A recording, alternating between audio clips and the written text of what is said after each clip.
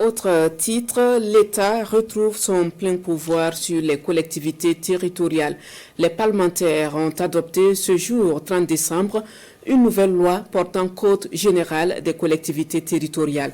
Parmi les innovations, on note l'élection par suffrage universel direct du maire, mais pas que. Il y a aussi la classification des communes en 3 catégories, l'obligation de résidence du président du conseil de collectivité territoriale et la liste est longue. On fait le point de la plénière du jour avec Jean-Eudes Bayala et Sékou Zongo. À l'unanimité des 69 votants du jour, le pouvoir législatif dote le Burkina Faso d'une nouvelle loi portant Code général des collectivités territoriales. Un nouveau texte de 444 articles pour booster le développement local et aussi favoriser l'adhésion de l'ensemble des Burkinabés à la dynamique de développement endogène.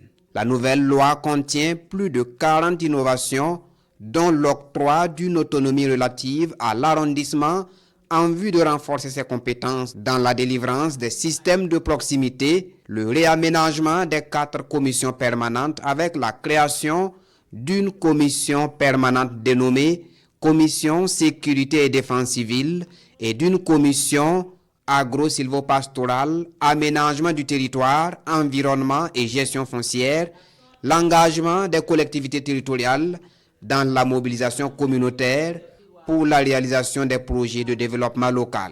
Il faut dire qu'au moment où nous passerons à des élections, le maire sera élu au suffrage universel direct. Il n'y a que le maire aura un contrat d'objectif avec l'État, que tout ce qui est du programme du maire doit être soumis au chef de circonscription administrative pour voir s'il répond aux aspirations du moment, aux aspirations des plus hautes autorités. Il y a eu un classement des communes. Il n'est plus question de communes urbaines et de communes rurales, mais nous appelons ces communes-là désormais de communes de moyen exercice, communes de plein exercice et communes à statut particulier. La catégorisation des communes se fait désormais en tenant compte des ressources budgétaires propres annuelles des collectivités territoriales. Les communes de moyen exercice, c'est-à-dire avec un budget de moins de 50 millions de francs CFA, seront mises sous délégation spéciale et leur premier responsable nommé. Une exception dans l'ancien texte permettait, lorsqu'il y a des situations où tout le conseil municipal est dissous, que le président de délégation, le préfet, soit le président de délégation spéciale. Désormais, ce ne sera pas forcément au préfet d'être nommé président de délégation spéciale parce que ce texte-là ouvre, on va dire, la nomination du président de délégation spéciale. Avec l'adoption de la nouvelle loi portant Code général des collectivités territoriales, le territoire burkinabé est désormais découpé en circonscriptions administratives, puis en collectivités territoriales.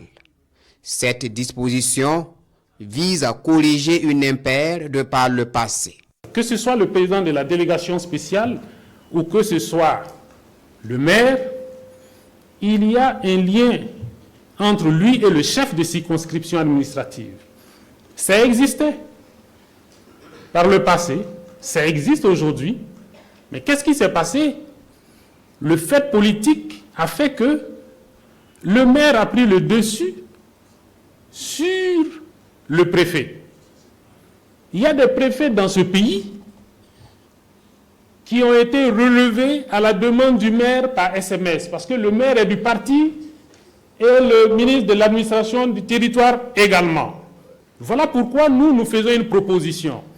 Le territoire est organisé en circonscription administrative et en collectivité territoriale par la suite, pour montrer même déjà le lien hiérarchique qu'il faut avoir. L'adoption de cette loi portant Code général des collectivités territoriales ouvre la voie à un développement intégré du Burkina Faso en gardant bien entendu l'autorité de l'État intacte.